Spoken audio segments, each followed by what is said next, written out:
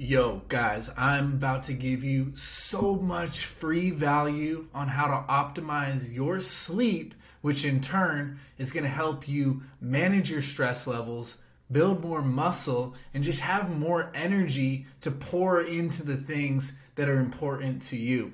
So, I've been on this sleep optimization journey for 5-6 years. Growing up, I never slept well. I was always up early. If we had sleepovers with friends, I was always, up tossing and turning in the middle of the night and, waking everyone up early in the morning, and no one liked to be around me for sleepovers. But I've come a long way, and I have definitely learned how to manipulate and influence my sleep for a more positive outcome.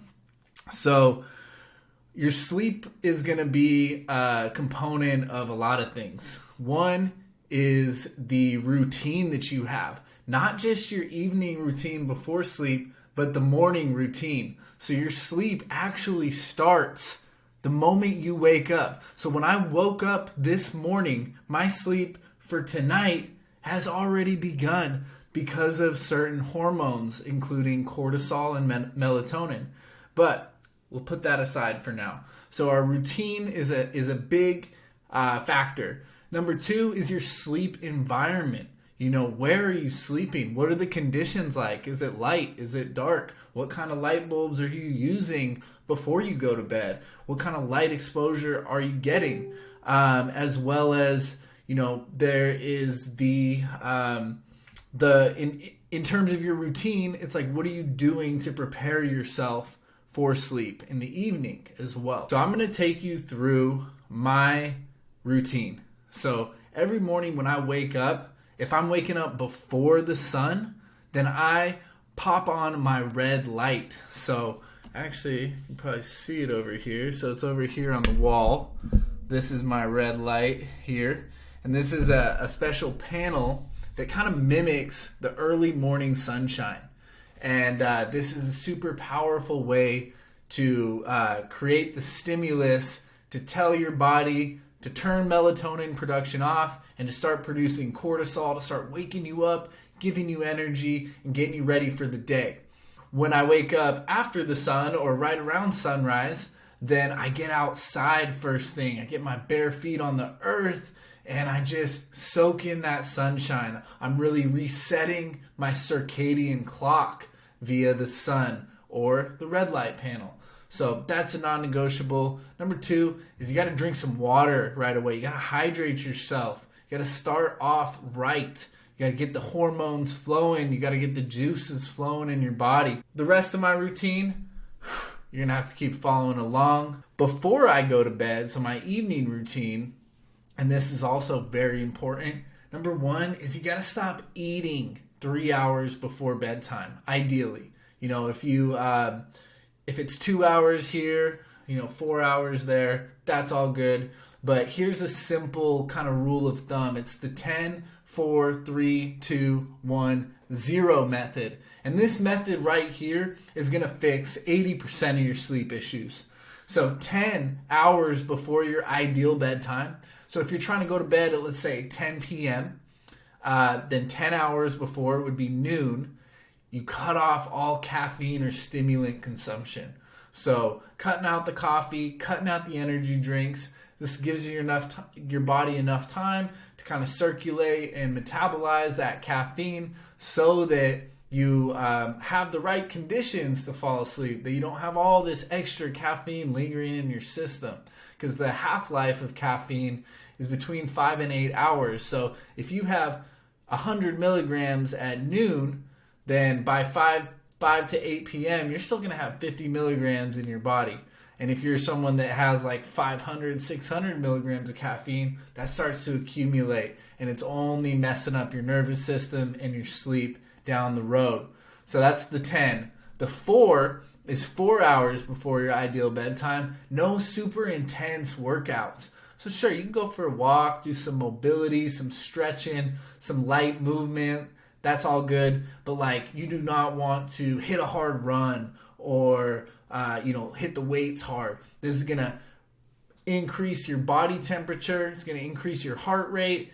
And those are both not conducive to optimal sleep. The 3 is 3 hours before your ideal bedtime. No food and even water to some degree. I mean, if you need water before you go to bed and like you're dehydrated, I'd say go for it. But if you can hyperhydrate early in the morning and a few hours before bed, then this is going to get you in a good place, because if you're waking up in the middle of the night to piss, then that's breaking and interrupting your sleep. 2 hours before bed, no work. So no work or like really stimulating conversation or activities. So, if you have a hard conversation you want to share with your significant other, try to do that a little earlier in the day so that you give yourself enough time to calm down. But no work too. So staying off your computer, anything that's stimulating, trying to put all that aside, focus on something else like journaling or meditation or some mobility, something like that. Something that's going to help to activate your rest, digest, and recover nervous system, your parasympathetic nervous system. And then 1 hour before your ideal bedtime, no screens. So, eliminating TV, eliminating computers, scrolling on TikTok or whatever it is you're scrolling on, YouTube Shorts. This is going to be huge. All those screens are producing a ton of blue light and light that flickers. It's interrupting your nervous system, and that blue light is inhibiting the production of melatonin, which is the sleep and darkness hormone. So we want that darkness hormone to start increasing at night, not decreasing. So when we have all these screens, we're sending a mixed signal to our body that it's still daytime out, and this can often keep us up and stimulated throughout the night.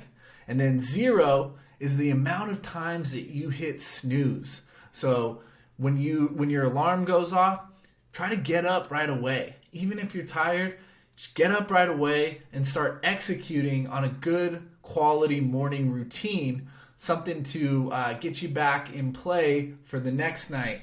And then you're going to be in a good position. So the 10, 4, 3, 2, 1, 0 method is super valuable. If you can implement just this, you're going to have a ton of benefits when it comes to sleep. And if you're training hard in the gym and eating right, you're going to build muscle faster, you're going to recover quicker, and you're just going to have more energy. So another powerful thing that you can do to help your sleep is these blue light blocking glasses. These things are so clutch. Been rocking these every single day for like 5 years, and it makes such a big difference. I track my sleep with an Oura ring, and when I don't wear these, the few nights out of these past 5 years that I didn't, I notice a big difference, and I just feel more stimulated. So this is what they look like. You see the world through these rose-colored lenses, and these things are so clutch. They just help to get you in that right state. They block out all blue light. So if you do happen to use screens or phone or work, this is going to mitigate a lot of that damage that you're doing. So I'd say for sure invest in a pair of these. These are raw optic ones. I also have a few pairs from formerly Blue Blocks, now called Bond Charge, which make great lenses as well. You got to make sure they're the red ones though, not the clear ones that just reflect blue light. Those are for like using your computer in the daytime if you're staring at screens a lot and you start to get like irritated eyes. And then the next thing, I've been rocking these since way before they were cool. You see in Alex Hermosi and all sorts of people rocking these now. I've been rocking these since I was like 12 years old, and I'm 30 now, so almost 18 years. And been religious with them for like 7 years.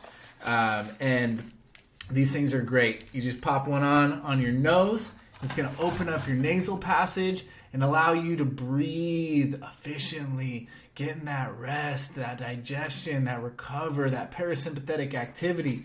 And then the other thing is mouth tape. So you just pop off a piece of this, dry your lips off, pucker them a little, and then you put it on. So mouth tape is clutch. It seems kind of weird at first, But this is key right here. One, it's going to make sure your tongue posture stays in the right position. It's going to make sure you're breathing through your nose, which has a ton of benefits I'll do another video on. But long and short of it, if you're breathing through your mouth, you're losing a lot of water through your mouth, and you're not getting all the benefits that breathing through your nose has. Which, one, breathing through your nose, you're going to breathe slower, you're going to breathe a little bit less volume, and you're going to filter out all the air, you're going to warm the air, and you're going to create this turbine that goes down your lungs it allows your lungs to absorb it more efficiently. Two, your nose produces a lot of nitric oxide. So when we breathe in through the nose, that nitric oxide helps to open up our blood vessels and our lungs so that we can get oxygen more efficiently to the rest of our body. Yeah, when you breathe through your mouth, you lose a lot of water, right? If you go up to a glass window or something and breathe on it, it fogs up. That's all water. That's condensation. But if you do it with your nose, it's going to be a lot less, a lot drier. And so we want to make sure we're optimizing our sleep for recovery, for replenishment, right? And to do that, we need to have water. If you're dehydrated in the middle of the night, then you're not living up to the best version of yourself. You're not recovering to the same level. So these resources, the blue light blocker, the mouth tape, and the breathe right strips are all non-negotiables for me, and they're a massive ROI. You know, these cost like $100. You know, I spend probably like $20 a month on these, and this shit's next to nothing. You can actually buy like specific mouth tape, but I like this the cheap 3mm micro pore tape, paper tape, much better. It's way cheaper, and it just works well for me. So these things are all great. And then in addition to the routines and kind of some of these other tools that we talked about, we have the sleep environment, and then we have kind of the psychological, emotional side of things for sleep. You know, we're not going to touch too deep into that, but if you, continue to say things and you don't execute on them, right? If you say, I'm going to do this, this, and this, and you don't execute on it, then you're lying to yourself. You're disrespecting yourself. And that's going to create anxiety. You know, if you have a big project that you continue to put off, if you have a hard conversation that you need to have that you keep putting off, all that clutter begins to pile in your mind, and it becomes very apparent when you're laying in bed at night. So make sure you handle all that stuff. Do some brain dumping with the journal, and that can be helpful. I'll make another video on kind of that side of things. And then there's the sleep environment. I'm telling you, this stuff is huge. So the environment that you're sleeping in, right? We want our room to be blacked out. I'm talking pitch black. You can't see your hand in front of your face.